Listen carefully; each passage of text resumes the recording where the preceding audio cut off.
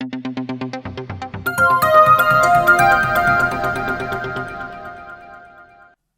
वालेकुम दोस्तों, मैं हूं ताहा नसीम और आप मेरे साथ देख रहे हैं TN अरब हिंदी न्यूज।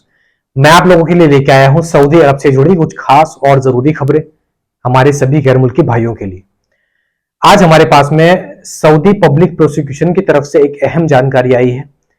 इसके अलावा मिनिस्ट्री ऑफ कॉमर्स ने किन लोगों को पकड़ा और काबा शरीफ का क्लोथ आज बदल गया है उसके बारे में भी जानकारी आई है। तो सभी खबरों के बारे में विस्तार से बात करेंगे। आप लोगों से गुजारिश है कि वीडियो में शुरू से लेकर आखिर तक बने रहें ताकि सही जानकारी आपको मिल पाए। चैनल पर नए हैं तो चैनल को सब्सक्राइब करना ना भूलें। तो चलिए खबरों की शुरुआत करते हैं।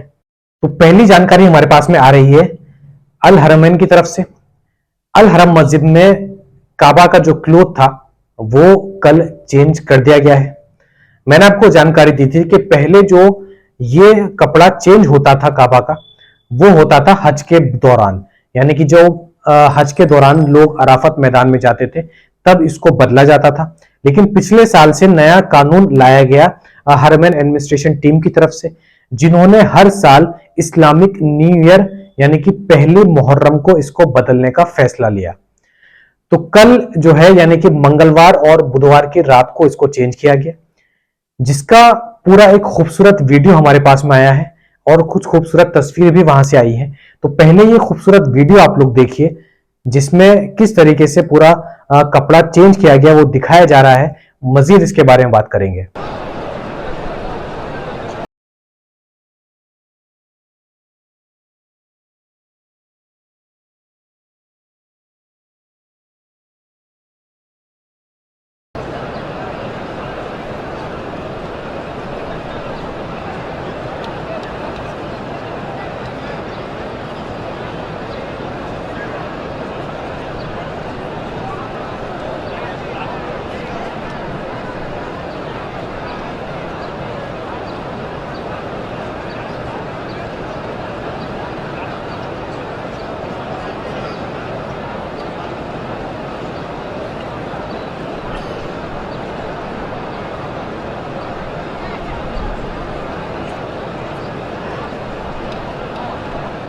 तो जैसा कि आपने वीडियो में देखा, लगातार दोपहर से लेकर रात तक का समय इसको लगता है पूरा चेंज करने में।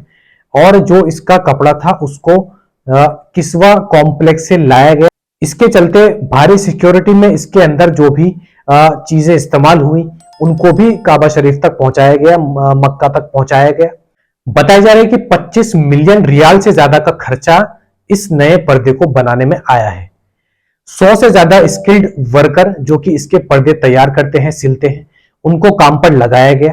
इस पूरे कवर को तैयार करने के लिए 55 अलग अलग पीसेस बनाए जाते हैं जिनके ऊपर गोल्ड और सिल्वर से कुरान के वर्सेस लिखे जाते हैं।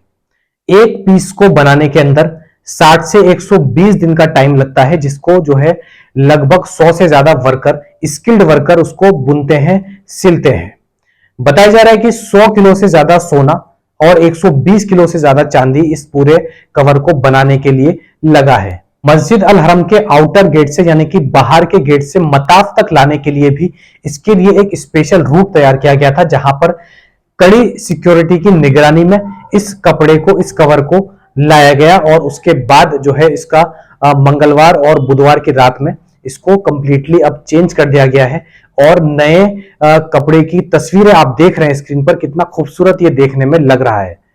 तो जो भी इसको पहली बार देखता है उसके मुंह से दो ही अल्फाज निकलते हैं, माशाअल्लाह, सुभान अल्लाह। और उम्मीद करता हूं कि आपने भी जब ये तस्वीरें और वीडियो देखी तो आपके मुंह से भी, मन से यही अल्फाज निकले होंगे। अगली खबर हमारे पास में आ रही है सऊदी एम्बेसी की तरफ से, जो कि यूरोप के सिजेक रिपब्लिक में मौजूद है। यूरोप के प्राग शहर के पास एक टूरिस्ट बस का एक्सीडेंट हुआ जिसके अंदर 10 सऊदी शहरी मौजूद थे और 10 के 10 लोग घायल हो गए। जिसके बाद प्राग के अंदर जो सऊदी एम्बेसी है उनके ऑफिसर्स ने उन लोगों से जाके मुलाकात की जो घायल हुए, और उनको स्पेशल ट्रीटमेंट दिया गया। जिस चीज की जरूरत थी उन लोगों को वह चीज दी गई। बताया जा रहा है कि 10 में से 4 लोगों का अभी भी प्राग के हॉस्पिटल के अंदर इलाज चल रहा है, और जो बाकी के 6 लोग हैं उनको हॉस्पिटल से डिस्चार्ज कर दिया गया है। किसी को भी सीरियस इंजरी नहीं हुई है। सऊदी एम्बेसी उनको अब सऊदी पहुंचाने का काम कर रही है। अगली जानकारी हमारे पास में आ रही है मिनिस्ट्री ऑफ कॉमर्स की तरफ से। मिनिस्ट्री ऑफ कॉमर्स ने बताया कि सऊदी अरब के अंदर जितने भी सरकारी ऑफिसेज हैं वहां पर जो है एंटी करप्शन डिपार्टमेंट ने इन्वेस्टिगेटिव टीम भेजी और 2200 से ज्यादा ऑफिसेज पर जो है रेड की गई और वहां पर इन्वेस्टिगेशन की गई, जिसमें से बताया जा रहा है कि 65 लोगों को एंटी करप्शन डिपार्टमेंट की तरफ से जमा किया गया, उठाया गया, जिनके ऊपर अलग अलग तरीके के चार्जेस लगाए गए थे, जैसे कि ब्राइबरी हो यानी कि रिश्वत लेना हो, या फिर मनी लॉन्ड्रिंग हो, या फिर पैसे लेके कोई गवर्नमेंट काम करवाना हो। ऐसे अलग अलग केसेस इन 65 लोगों के ऊपर लगाए गए। हालांकि बाद में जो है इन 65 लोगों को बेल के ऊपर रिलीज कर दिया गया और अभी भी इन पर प्रॉपर कार्रवाई जो है की जा रही है। जिन जिन मिनिस्ट्री पर जो है ये इन्वेस्टिगेशन हुई उनके नाम कुछ ऐसे हैं। मिनिस्ट्री ऑफ इंटीरियर के अंदर ministry of health, ministry of education, ministry of rural department, इन सारे ही ऑफिसेज में एंटी करप्शन डिपार्टमेंट ने इन्वेस्टिगेशन की, जिसके बाद सभी फॉल्ट वाले जो मिनिस्टर थे, जो वहां पर वर्कर थे, उनको डिटेन किया गया, उनसे पूछताछ की गई। अगली एक और जानकारी हमारे पास में मिनिस्ट्री ऑफ कॉमर्स की तरफ से आ रही है।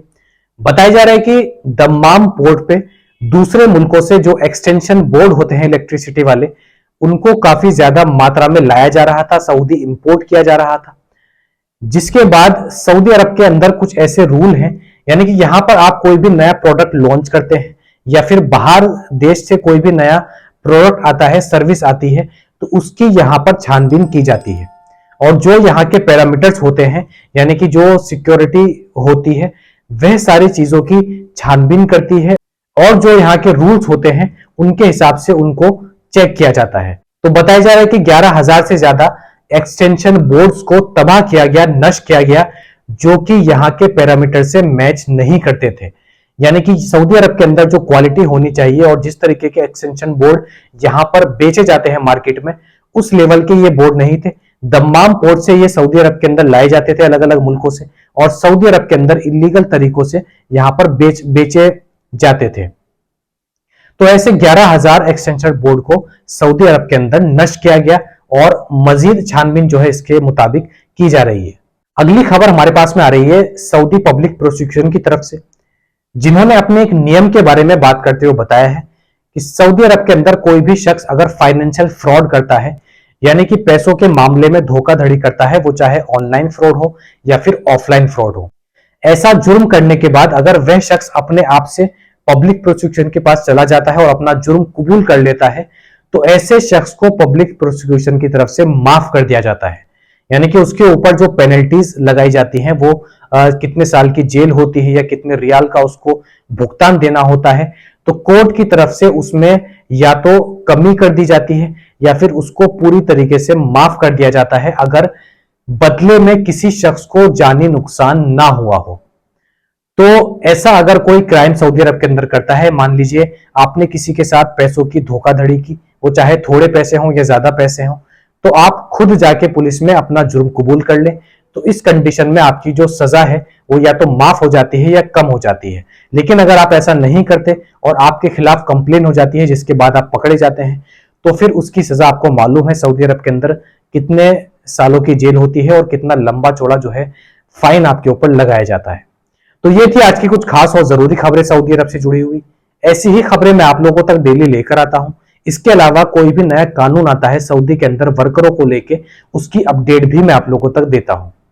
वीडियो पसंद आई हो तो वीडियो को लाइक करना ना भूलें और चैनल पर नए हैं तो चैनल को सब्सक्राइब भी कर दें। मैं ताहा नसीम अब आपसे इजाजत चाहता हूं। इंशाल्लाह कल आपसे फिर मुलाकात होगी मजीद खबरों के साथ। तब तक अपना ख्याल रखें।